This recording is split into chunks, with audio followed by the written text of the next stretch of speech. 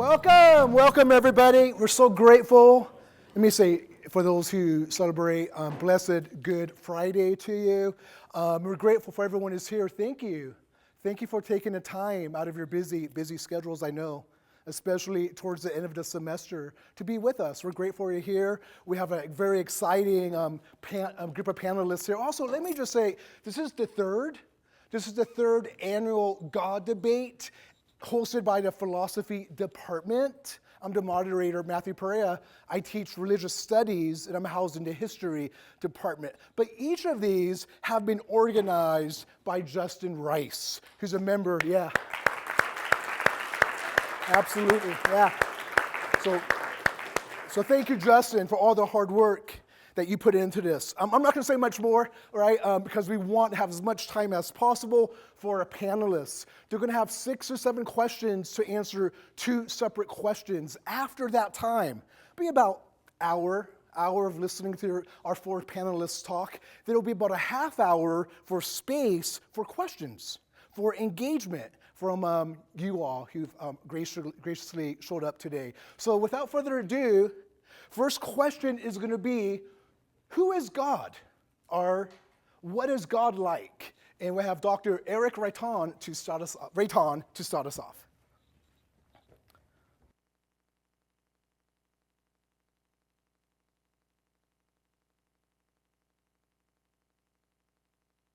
We have 2 microphones, one for the room. This one will hopefully help you hear me better and hear me. Okay? And this one is for the camera. So the one I'm holding, as if it matters, is the one that will do nothing for you. Okay, so you can all hear me. All right, so who or what is God? So being the contrarian that I am, I'm not going to answer that question. I will instead, being the analytic philosopher that I am, try to shed light on the question.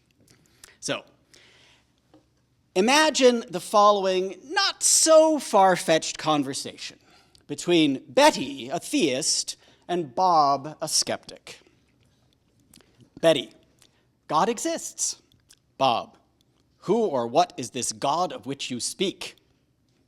Betty, I don't know. I don't think any human account of who or what God is comes even close to reality. God's a mystery. Bob, so you're saying that something I know not what exists? That's meaningless. In order to be able to evaluate that claim, you need to say what you mean by God. What is it you're saying exists? Until you specify the necessary and sufficient conditions for some entity to qualify as God, your claim is meaningless. Betty, well, if it helps, here's the definition I grew up with. God is the omniscient, omnipotent, omnipresent, eternal, and morally perfect creator and sustainer of the universe. Bob, okay. Well, if that's what you mean, then God doesn't exist. But now I want to get a little bit more far-fetched. With a thought experiment, imagine it's the day after this conversation between Bob and Betty. And 2 astonishing things happen on the very same day. 1, irrefutable proof is found that omnipotence is impossible. 2, irrefutable proof is found that the universe was created and is sustained in being by an immensely powerful, all-knowing, perfectly loving, and eternal being. In the wake of these staggering discoveries, which pair of responses by Bob and Betty strikes you as more plausible? Option 1, Bob, ha! I'm vindicated! There is no God! Betty, weeping, my faith was a lie. Option 2, Betty, God exists! I knew it! God really and truly exists! Bob, but you were wrong about the omnipotent part. Now, I don't know about you, But to me, the second one seems more plausible as a response. And at the very least, it seems coherent that Bob and Betty would respond in this way. But to be perfectly coherent, there has to be something wrong with Bob's diatribe in response to Betty's claim that God is a mystery. As you recall, Bob insists we need a definition of God if we're going to engage in meaningful God talk. And there's surely something right about that, but he also insists that the way to get this needed meaning is through a substantive definition laying out God's necessary and sufficient properties. That is, a picture of what God is essentially like. If Bob is right about that, then in our thought experiment, the fitting response is for Bob to gloat about God's non-existence and Betty to weep. After all, Betty included omnipotence in her definition. And in our thought experiment, it's been learned that no being possesses omnipotence. So there is no such being. There are different ways to explain my intuition and maybe yours about this thought experiment. But I think the best explanation lies in the following fact. There are ways to invest God talk with meaning without offering a substantive definition. That is, without offering a picture of what God is like. Consider the 19th century theologian Friedrich Schleiermacher. He begins his systematic theology by identifying a profound kind of conscious state or experience born out of deep introspective attention to the contingency of our own reality, culminating in what he calls the feeling of absolute dependence. And then he identifies God with the whence of that feeling. This is what's called an ostensive definition, a definition by pointing. In my first book, Is God a Delusion?, I followed a somewhat different strategy, but maybe one that overlaps with Schleiermacher in some ways. At the center of the faith of many theists is the hope that despite the world's evils, reality is ultimately on the side of goodness, such that those who live loving lives are connecting and harmonizing with ultimate reality in ways that those who are cruel or hateful are not. I call this the ethico-religious hope. I then define God as that whose existence would fulfill this hope, such that saying God exists means essentially the ethico-religious hope is fulfilled.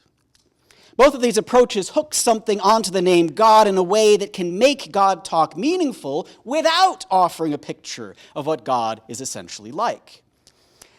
They may, however, offer a starting point for painting such a picture. This was certainly the case for Schleiermacher, who asked, what does the nature of this profound experience, this feeling of absolute dependence, tell us about its whence? Similarly, we can ask, what must God be like to satisfy this ethico-religious hope?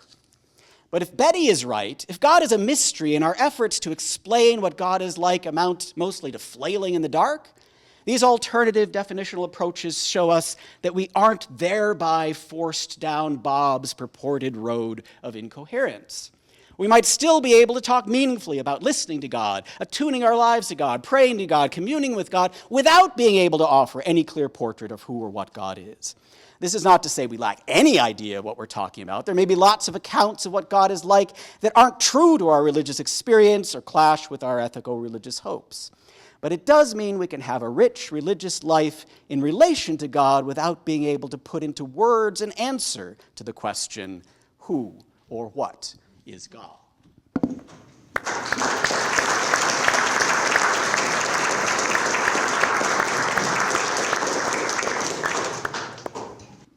Very good and just on time. Excellent, Dr. Reitan. Dr. Glen Fairen, please.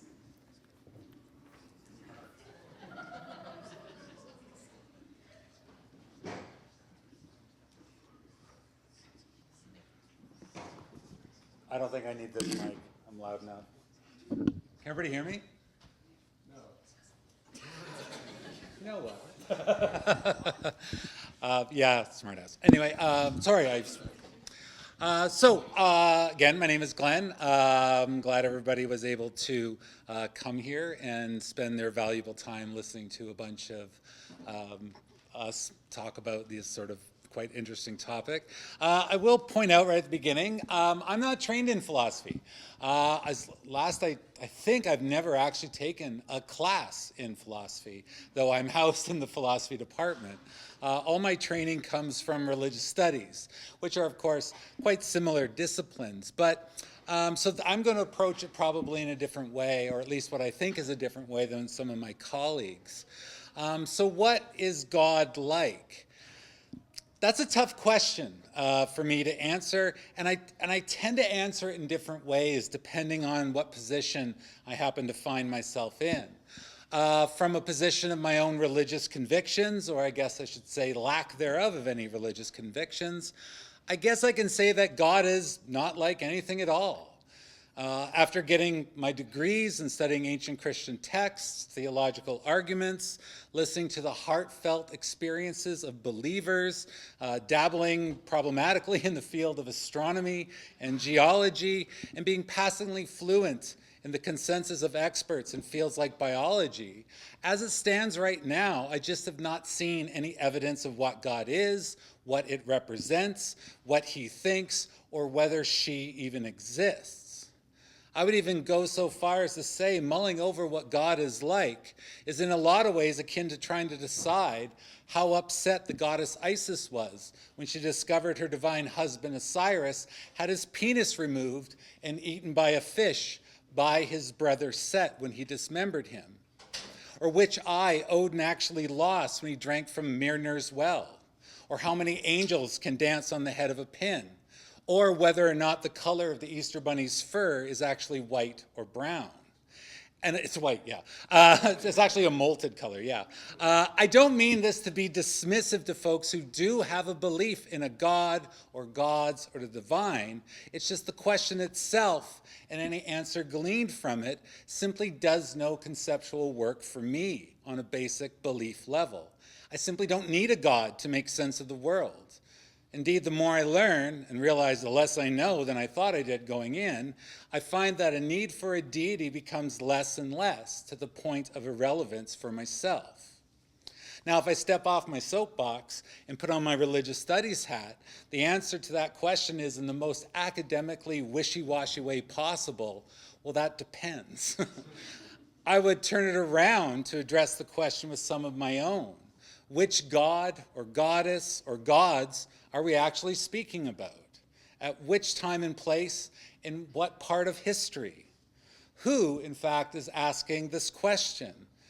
And why are they asking it? What rhetorical, political, or religious context is being served by even posing this question in the first place?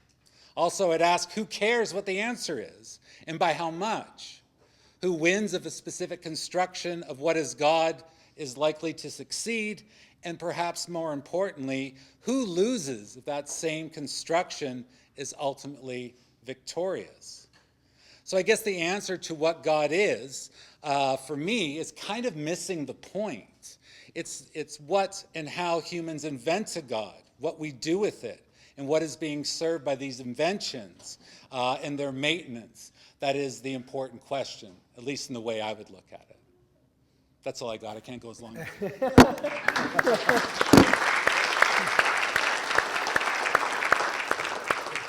All right, thank you, Glenn. Excellent. And now, Lawrence Ware.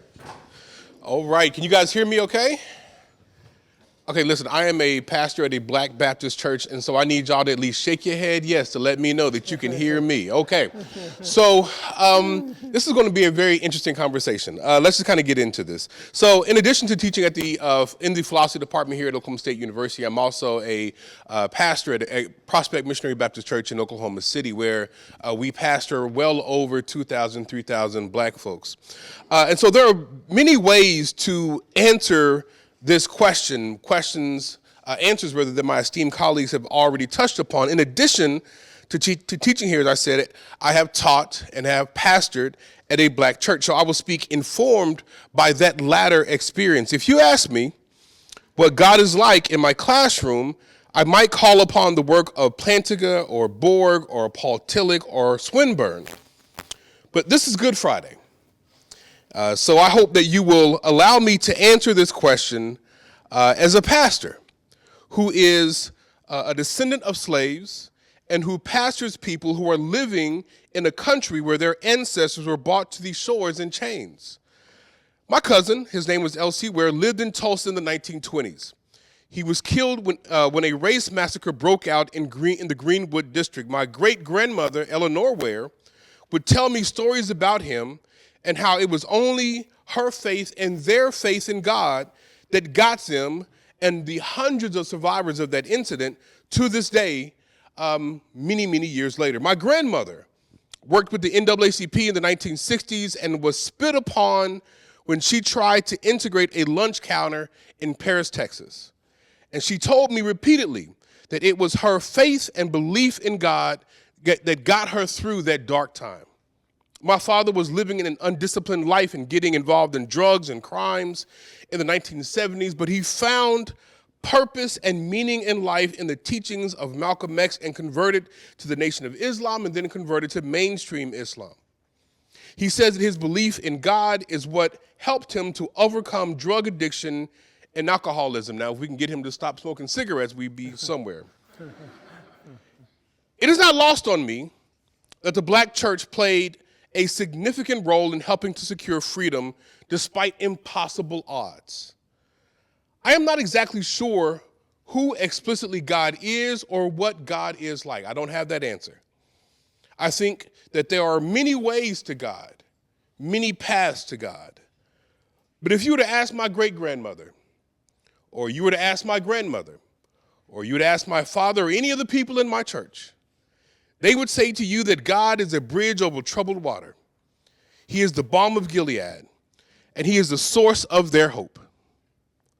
I disagree with many of their exclusivist claims saying that the only way to God is through Jesus, or the only way you can get to God is by saying these particular kind of claims. I disagree with that.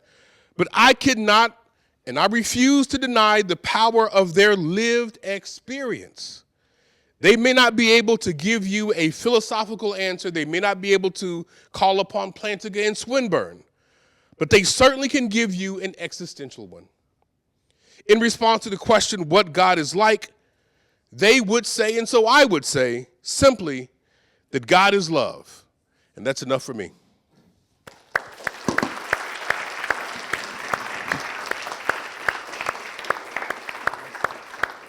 All right, thank you, Lawrence. And last, but certainly not least, Dr. Haridas Heitz. Thank you. I will partake of the microphone.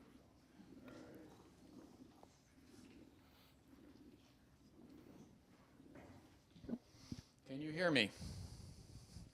We can, yes. Can you hear me? I'm a wanderer, so I like to walk around a little bit. So I'm going to reflect a little bit in this short amount of time, something of the Eastern understanding and experience. When I say East, this includes Taoism from China, this includes Hinduism and Buddhism from India. And in the East, they have a very different understanding of the divine. As has already been, I think, evident in this panel, the answer to the question, who or what is God, ain't coming from us. Okay? But the very question itself is questionable from an Eastern perspective.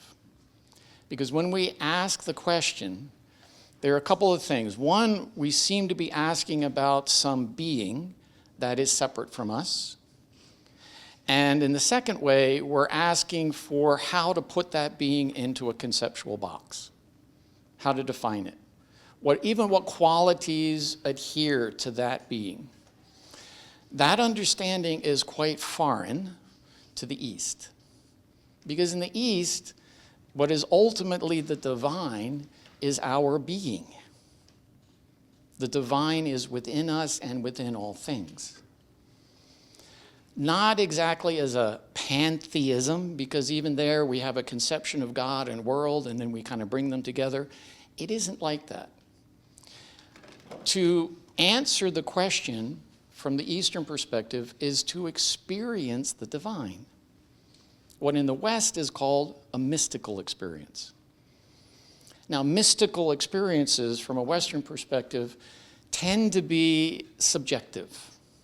It's fine if someone says they had a mystical experience, but what has that got to do with me? That's your experience. But when you have a genuine mystical experience, it isn't yours. What you experience is the oneness of all being. And the depth of knowing of that is indisputable. Now, I speak a little from experience. I've had an experience of this reality, which I simply call the divine. And in that experience, questions were answered I didn't even know I had. But that it was a personal, subjective experience, it was not. It was a union with all that is. And when I was a kid, I had an experience which was not of God, but it was an experience of being. I had an experience of what I simply call wonder. And one day, I think I was 12 years old, I was in shop class. And it was a boring day, and I only remember the day because of what happened, but all of a sudden, I felt what it is to be, and the thought that I am was inseparable from the thought I might not be.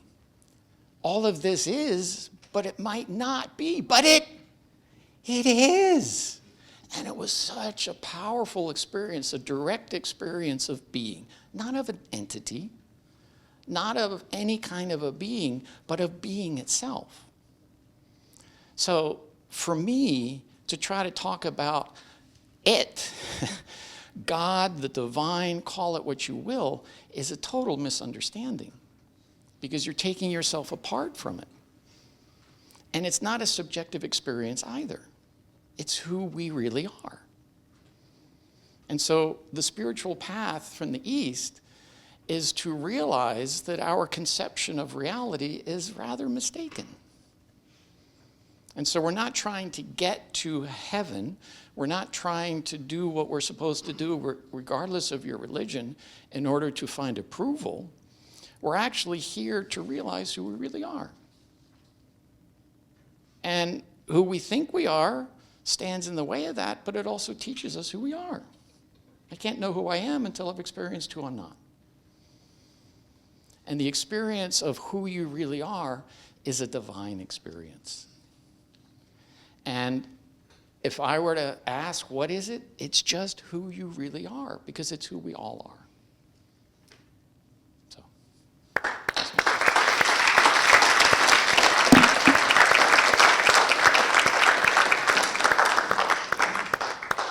All right, wonderful. Thank you, panelists, for powerful answers, personal answers, and diverse answers. Perfect. Much appreciated.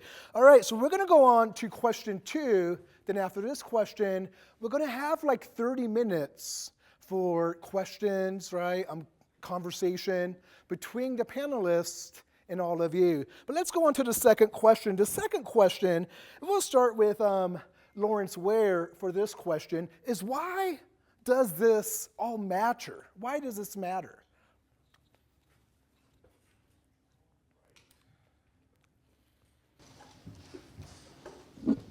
Can y'all still hear me in here? Now, I told y'all I need y'all to shake your head yes when I ask y'all a question. Y'all hear me? Y'all hear me? We good? Okay. I wasn't too preachy the last time, was I? Was I a little preachy? Was I a little? I didn't have a 3-point sermon though. I could have closed, but I didn't close. Okay, we're gonna go. We're gonna go. All right. So the question is, why does it matter? I think it matters a great deal. And of course, I'm going to continue on my track of speaking to it from lived experience and speaking to it in a very existential kind of way. We, all of us, though, to be sure. Paul, let me say this real fast. I might offend some people here that I'm about to say because I might have some not great things to say about your president. So I just want you guys to know that we're about to go there. All right, I just want to. And I'm not going to do too much, but I got to talk about it. I got to talk about it. Okay. So anyway, all right. So those some more than others. We are facing real existential threats by the presidential administration. I told you it was coming.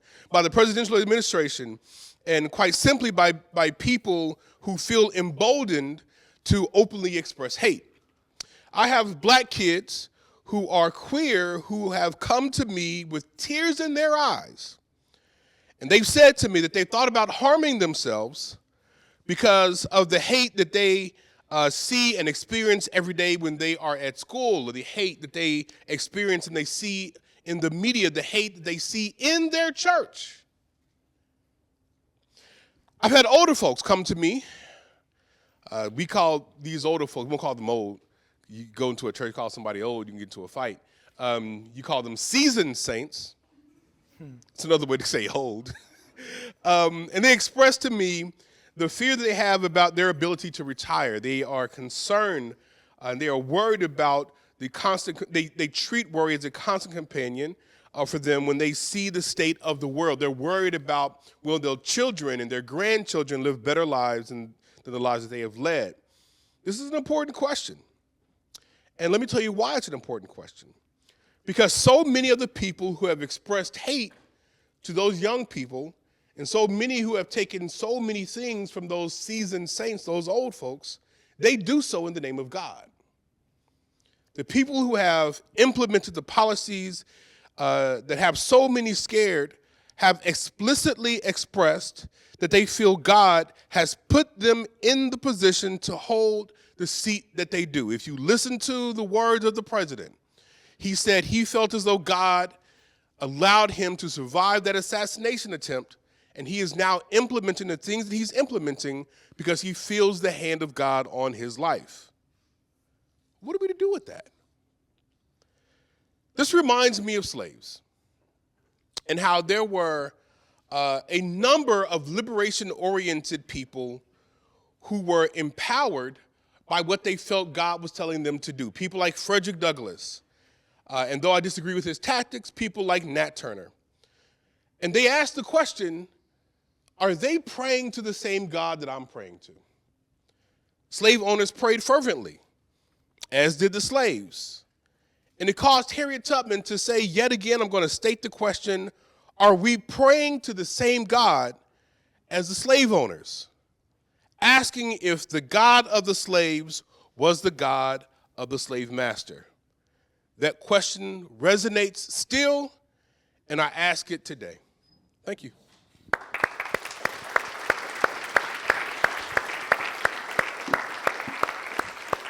All right, thank you, Lawrence. Next up is Dr. Haridas Heitz once again.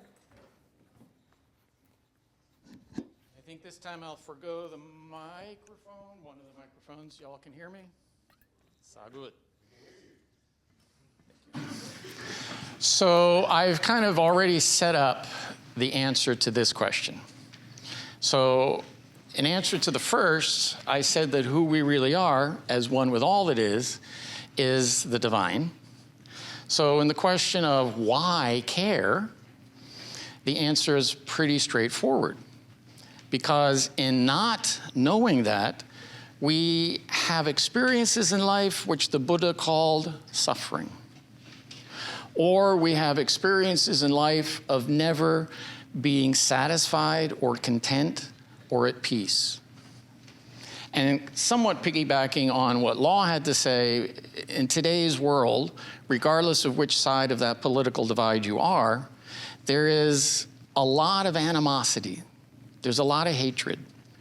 There's a lot of quickness to judgment. There's a lot of putting down of what we think is a member of an opposing political party. If we could see a little deeper, we'd see that they're a human being just like I'm a human being. Failing to see my unity with other people, I build walls, I form resentment, and I tend to be quick to judgment, which leads to further, well, you tell me, peace or conflict, okay? So the conflict that we see in the world is a direct reflection of our not knowing who we are.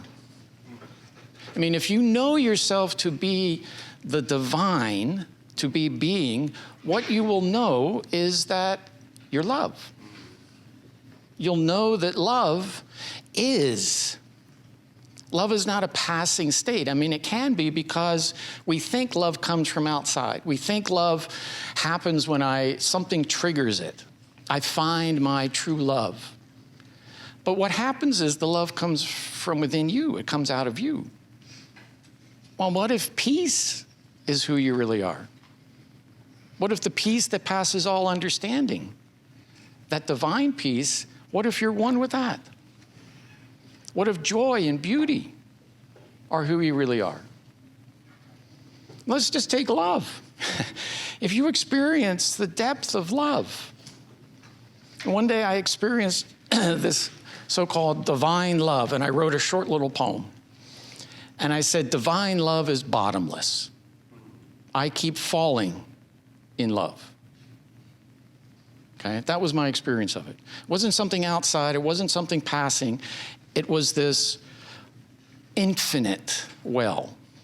Now, if you experience that, I think you're going to be a relatively joyful person. I think very joyful. And if you feel that within yourself and you know that you're one with someone else, then you're going to love them because they are you. So if you love other people and they're hating you, you're going to be able to respond to that from an entirely different place than if I respond personally, because that's how we usually do. Somebody says our beliefs are wrong or that we're stupid, and we have to defend ourselves, right? But if someone calls you stupid and you know yourself to be love, what's that going to do? Nothing to you. And if enough people could experience that kind of love, the hatred in this world is just going to dissolve, because hatred needs others to hate back. Right? Whichever side of the divide you are, if you hate the other, hatred continues. So why? Why is it important to know who you are? Because in realizing who you are, you get to experience love, not just self-love, but love of everything and everyone. And from that, I think we might actually find real peace in the world.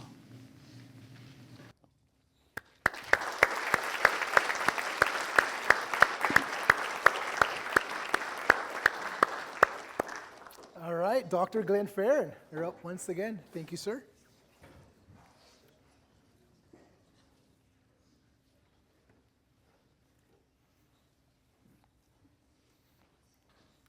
I'm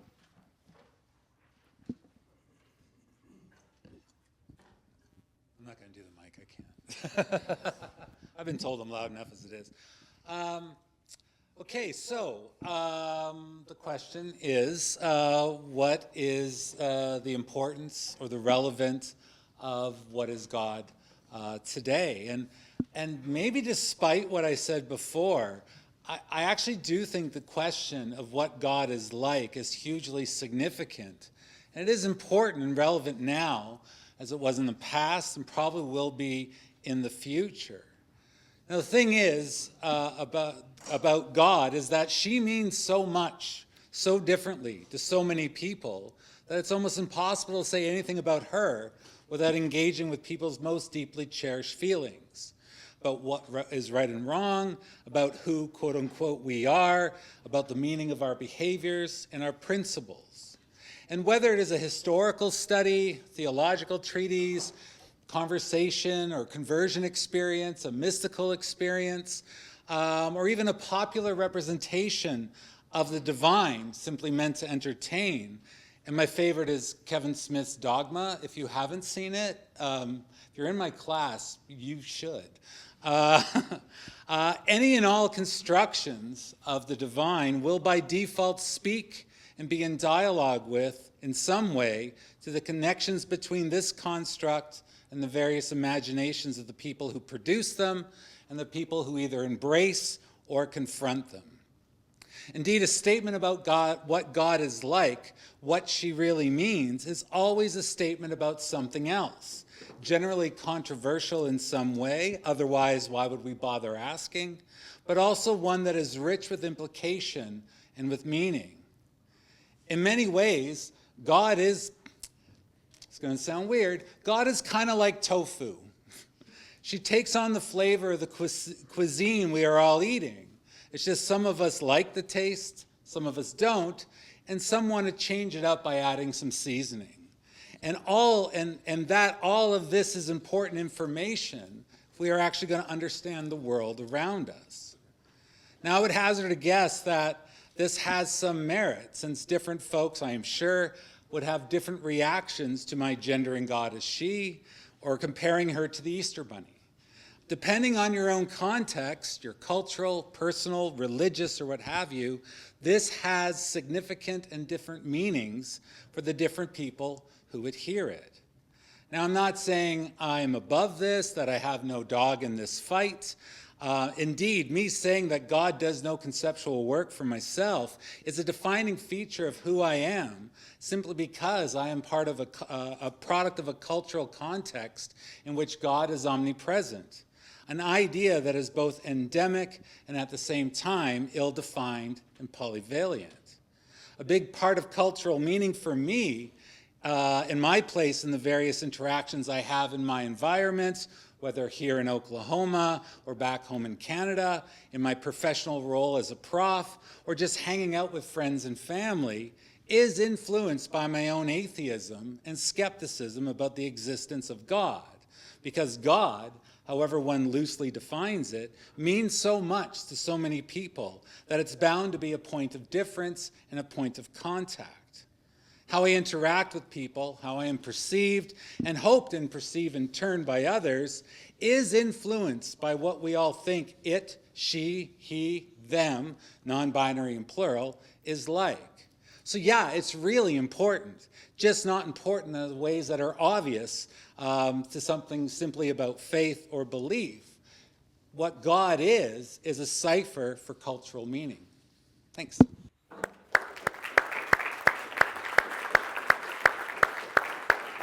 Thank you, Glen. And Dr. Eric Reitan.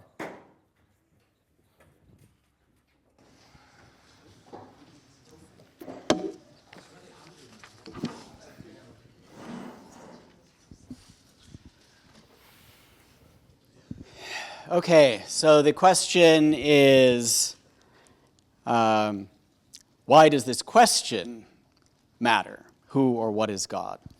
And to explore this, I want to think for a minute about the ancient thinker Plutarch. Plutarch, in an essay called On Superstition, distinguished between two competing pictures of God, what he called the God of religion and the God of superstition. The God of religion is, for Plutarch, characterized by, and I quote, goodness, magnanimity, kindliness, and solicitude. The God of superstition, by contrast, is like a cruel tyrant who demands abject subservience on pain of abusive retribution. The former inspires trust and gratitude. The latter, fear and fawning sycophancy. These are not two pictures like, it's not painted, what's painted here, disagreement about what God is like. These are different gods in an important sense because the pictures are so profoundly opposed. And if you remember the ethico-religious hope that I talked about as one way to sort of hook onto and have a sort of meaningful conversation about God without pinning down a specific picture, that hope is the hope that a loving life is in tune with ultimate reality in a way that a life of cruelty and selfishness is not. And God is then defined as that whose existence would satisfy this hope, right? Well, if Plutarch's God of religion exists, then the ethico-religious hope is fulfilled, and God in this sense exists, right? If Plutarch's God of superstition exists, but the God of religion does not, then the ethico-religious hope is unfulfilled, and God in this sense does not exist, right? And so given an understanding of God in terms of this hope, I think Lawrence captured the same idea in terms of the bridge. God is the bridge that lays down over troubled waters, or other language like that, the balm in Gilead, given that kind of understanding of God,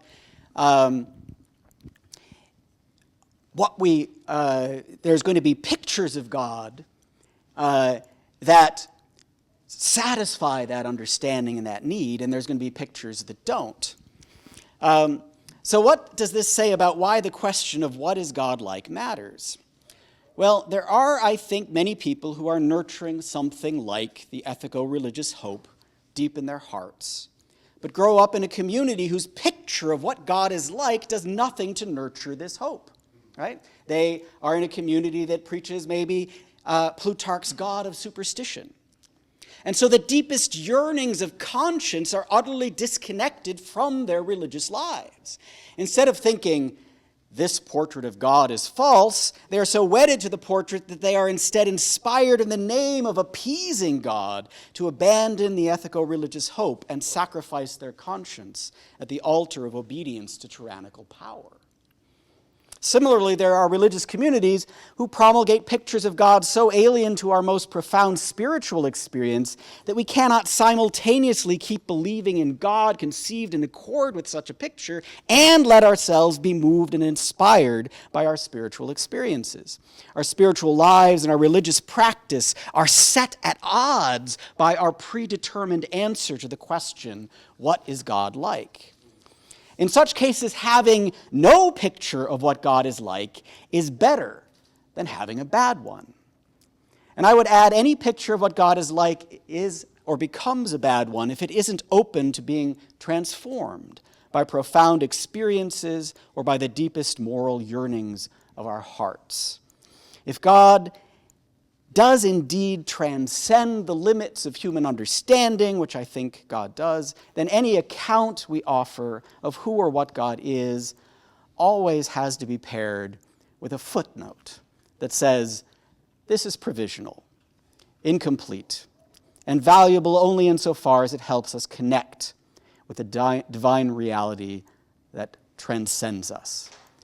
To the extent that it shuts out connection with something greater than ourselves or shuts down the yearnings of conscience, it is to be rejected.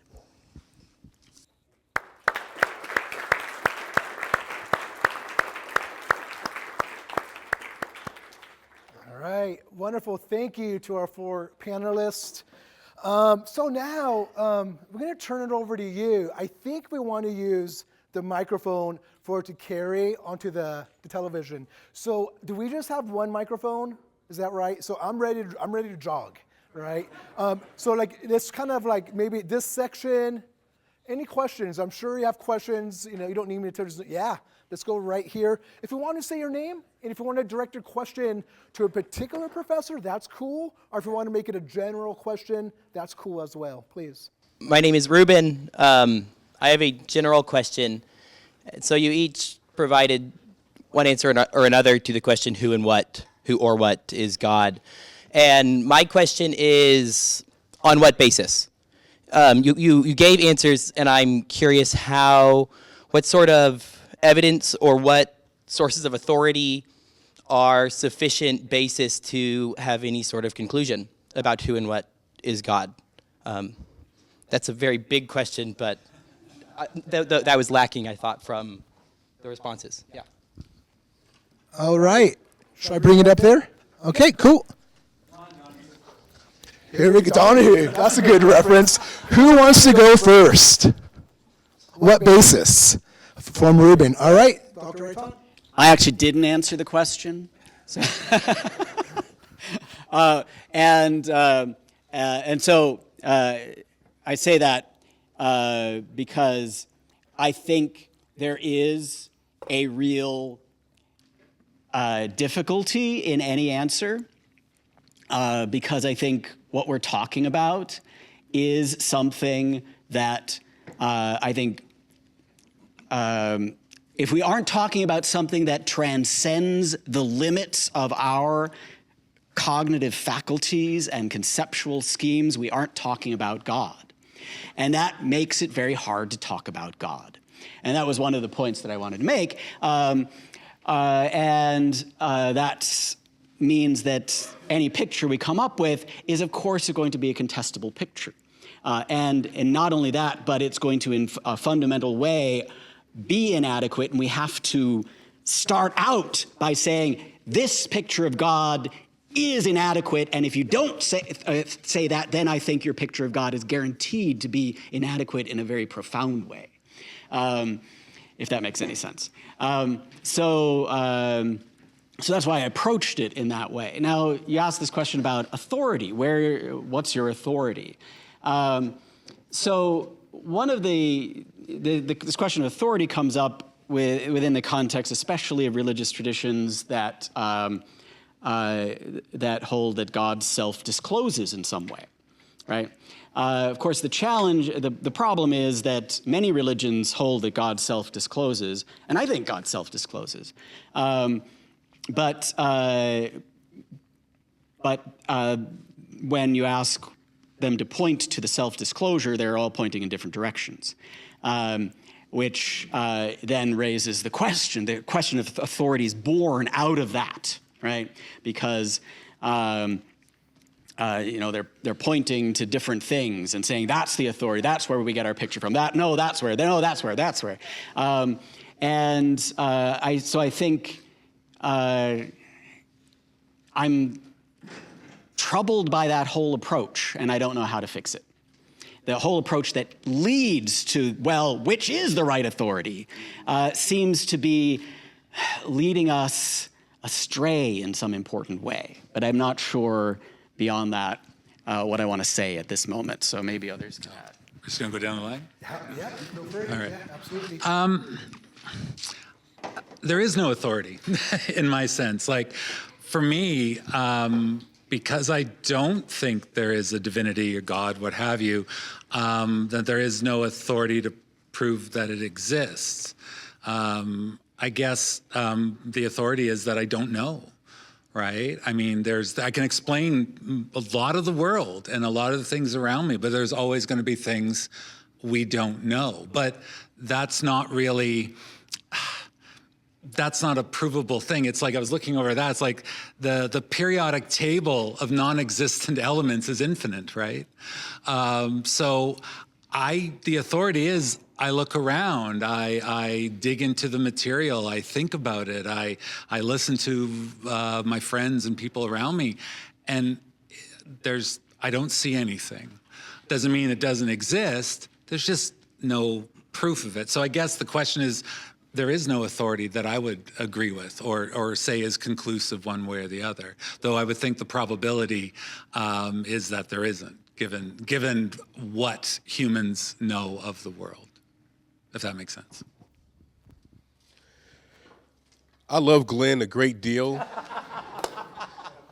Glen is my dude. I could not disagree with Glen more. When you ask about authority, I mean, I could talk about revealed theology and natural theology and go down that path. I'm not going to do that. Really, for me, it comes down to the lived experience of people that I know, the lived experience of people that have been informed by what they've seen. I'm reminded of people like Benjamin Elijah Mays, who taught MLK. I'm reminded of people like my grandmother who said, there is something divine going on. There is no way that we could have survived what we survived, yet something divine going on. Now, that is not a very interesting it's an interesting one, but it's not a very philosophical answer. It doesn't speak to something that, Haridas or Eric is going to be, that's a great answer. But it speaks to me. Because I've seen the way that things that just should not have happened. It does not make any sense that Black people have been able to endure what we have endured, and yet here we are still thriving, still making music, still loving, still in the world. That doesn't make sense to me. And so I have to say that my authority, therefore, is going to be the lived experience of the people that have lived these kinds of things, and the people, and just the very fact that I am here, able to do philosophy in this university, and I'm not enslaved somewhere. It's just, that's my authority. That's what I kind of appeal to. Now, Eric may not like that answer. It may not have Oh, he likes it a lot. It may not have the, the philosophical nuance that many people want, but that's the one that gives me hope. And so that's the one I'm going to hold on to. Thank you. Kind of similarly, authority, there is no authority for this experience because authority is external. Mm-hmm. Now, that's not to say all external authorities are wrong or bad, but they're ultimately external.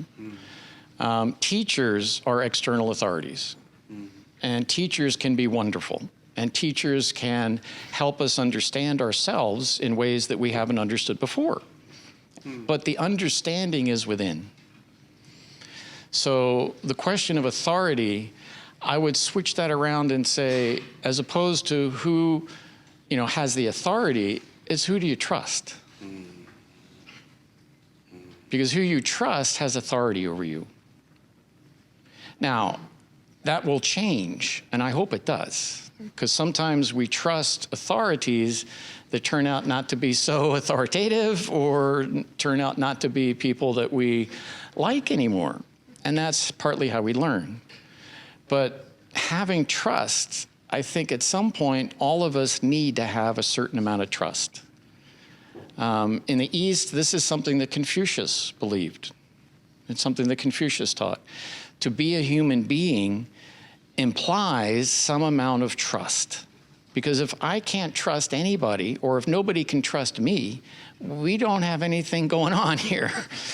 So at some level, trust is foundational to our society. It's foundational to our communities. It's foundational to our families. It's foundational to a working society. And when trust breaks down, that's where conflict arises. That's where problems arise.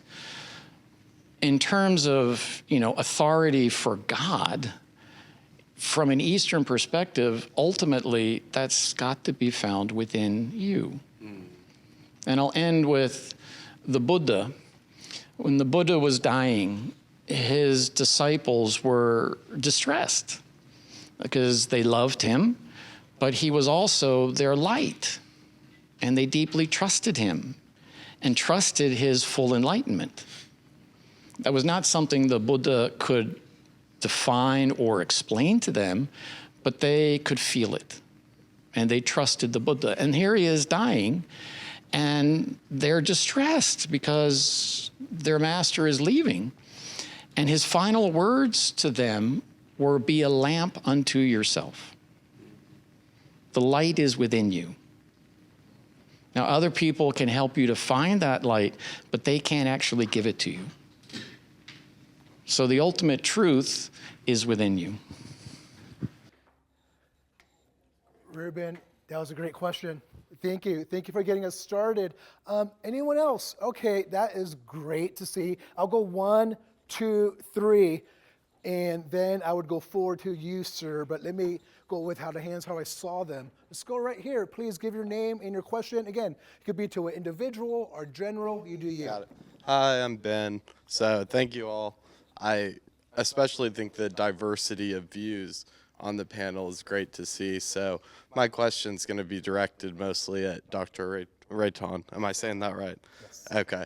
So if I understood correctly, and maybe you can clarify, your claim was sort of that any claims we want to make about what God is like, we should be maybe a bit skeptical or take them with a grain of salt. Is that fair?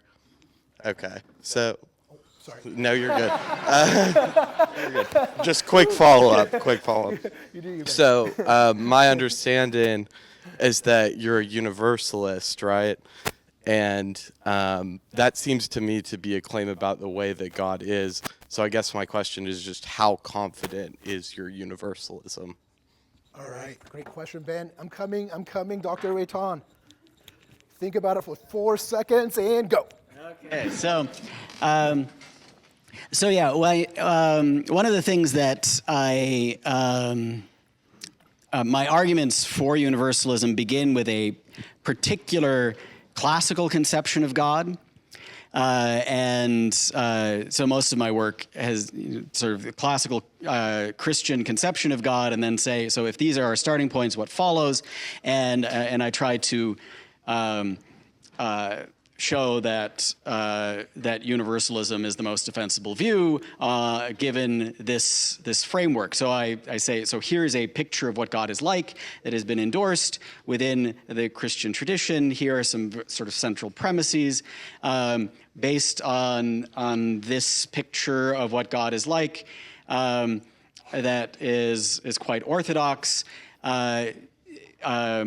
There's going to be a version of universalism that is more defensible on these starting points than a non-universalist view. So your question says then, okay, so what happens if I bring my what I've just said here about, God transcends any such conceptions, right? So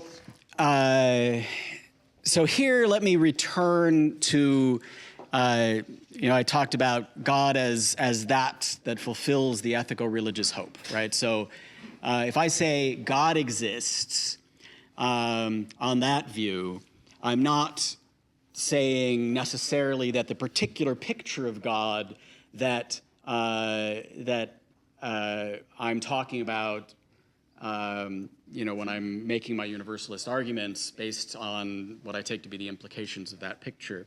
I'm not saying that particular picture of God is necessarily accurate. I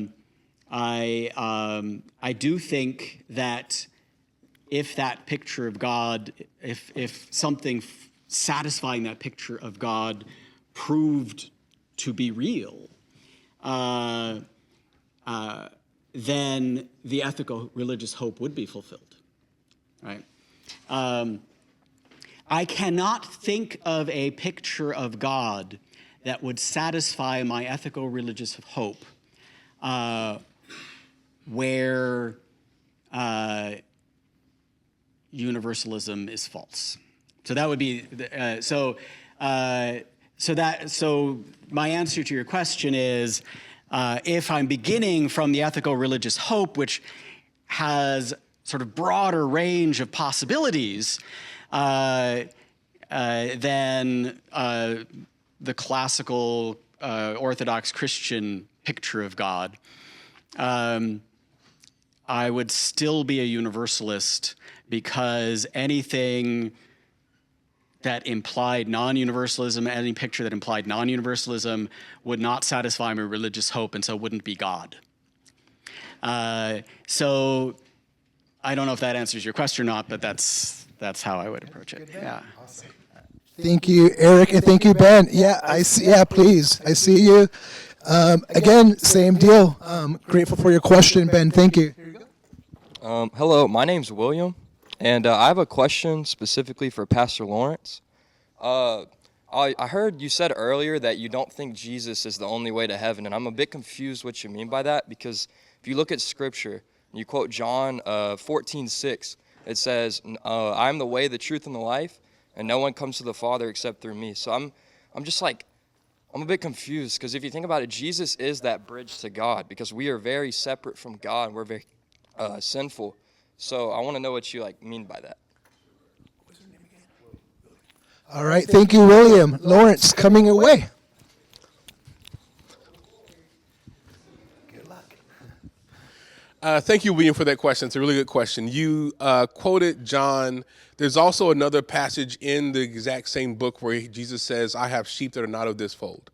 And so that is Jesus saying, in my reading of it, that there are other people who are out there that are not necessarily a part of the Christian fold, that there is a way to God that is Islamic. There is a way to God that is not necessarily a Christian way.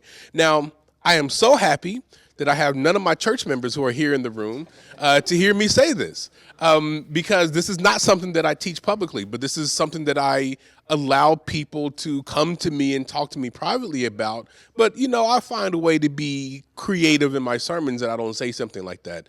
But when you ask me what I believe, how do I make sense of this? I look at the fact that there are so many people who believe in Allah who I think are very, very good people, and I just don't feel comfortable saying that those people are going to go to hell. I look at people who are Buddhist, and they're very dear friends of mine, and I just do not feel comfortable saying that a loving God, would send those people to hell. I know that I'm speaking Eric's language right now. I know that there are just so many people who are atheistic, who I deeply, deeply disagree with, like my dear friend Glen here. And I just don't believe that a loving God would send this person to hell. And so I have to believe firmly that any being who calls himself God, that we believe to be God, that we believe to be love, would make a way for people who are not believing in particularly a particular kind of path. Now, Satanists, I'm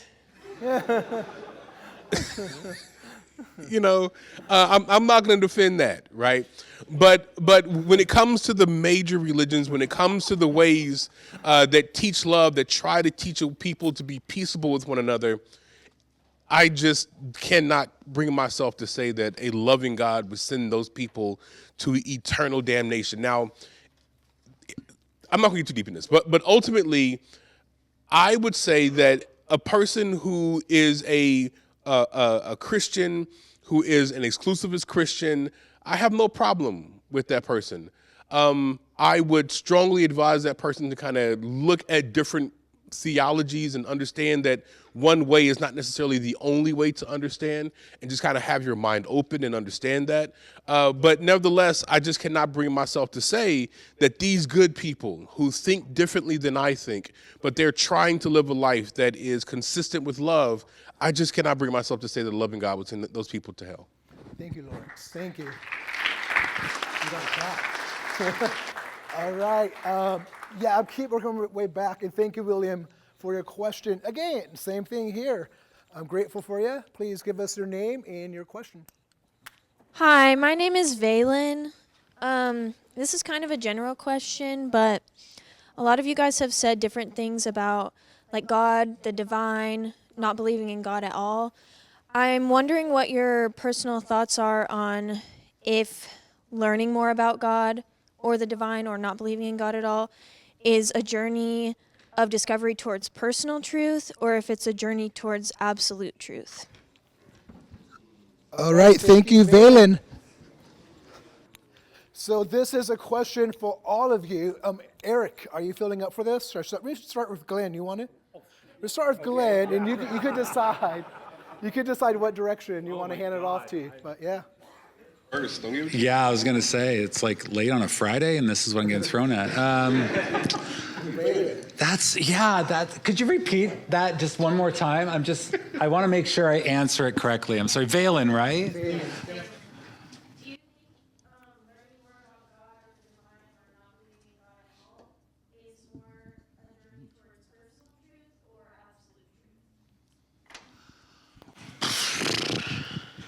I mean, in a way, it can be answered positive and negative and both, right? Like for myself, I don't think it interferes with the personal truth. Absolute truth, sure. I think that would be an important thing, though. God, I'm going to be so academic-y. What do you mean by truth, right? Like, you know what I mean? Like, damn, that's a hard one. You're smart dodging that one, Eric. I think it sort of depends what the person is looking for, personal or absolute, and what that actually means. Somebody who, I don't know, is very devout, maybe an absolute and personal truth can be quite the same. Somebody who, like a hardcore atheist like Christopher Hitchens, that might mean something very different, though it could be understood from their point of view as very similar. So I'm just going to give it to Lawrence. No, dude. You guys are here.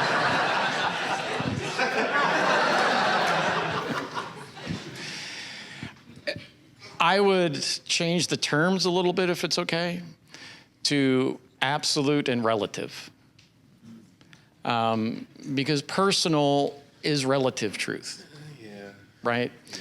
And relative truth is in the domain of, you could say, this ordinary world.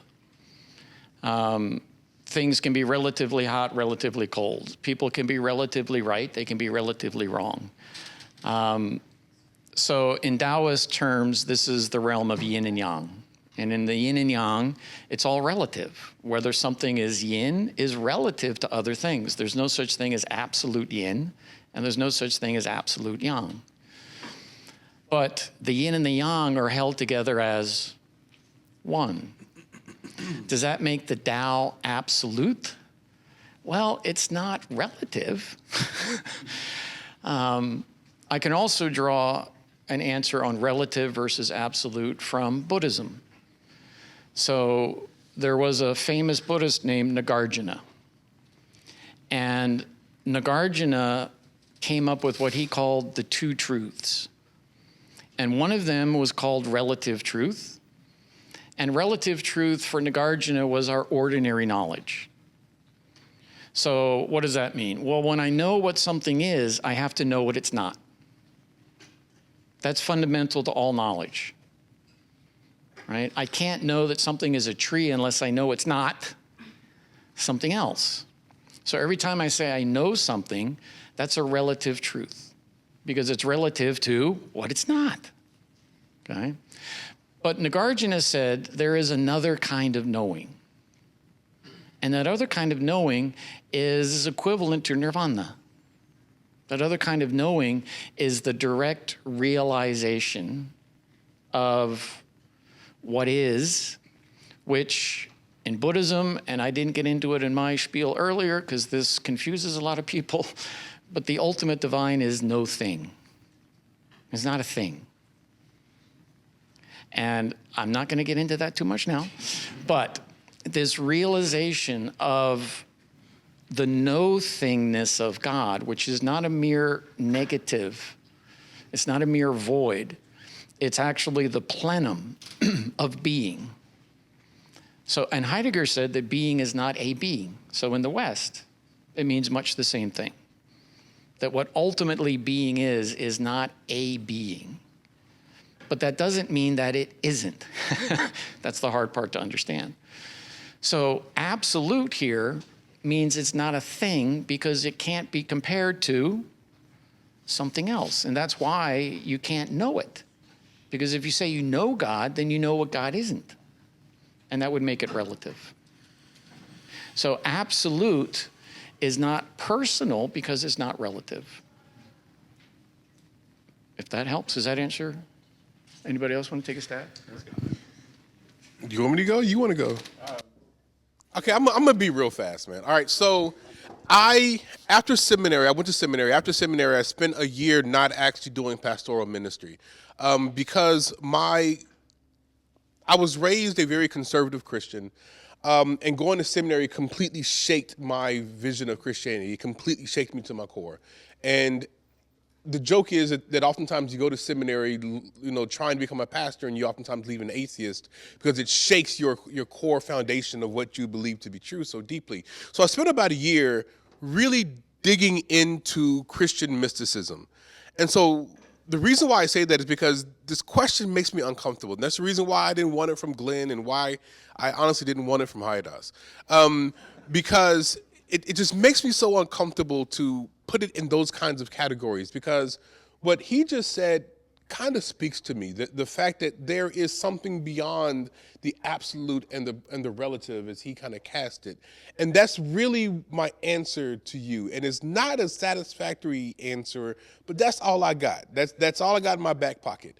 That maybe we need to be thinking beyond the absolute and beyond the personal and start looking at something that is not quite speakable, something that is not quite graspable, something that is nurturing but is not something that we can kind of put into a box as easily as absolute or personal. That's all I got.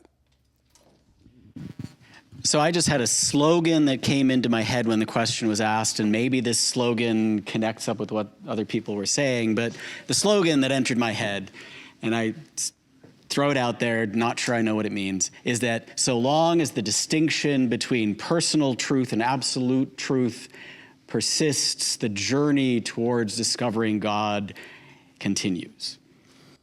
It's a long slogan, but I'm terrible at short slogans. Some of my slogans are 3 paragraphs long. But I think it says something in the direction of the question that if we found God, that distinction is going to collapse, or is going to evaporate, maybe instead of collapse. All right, wonderful. Yeah, why don't we give him a round of applause?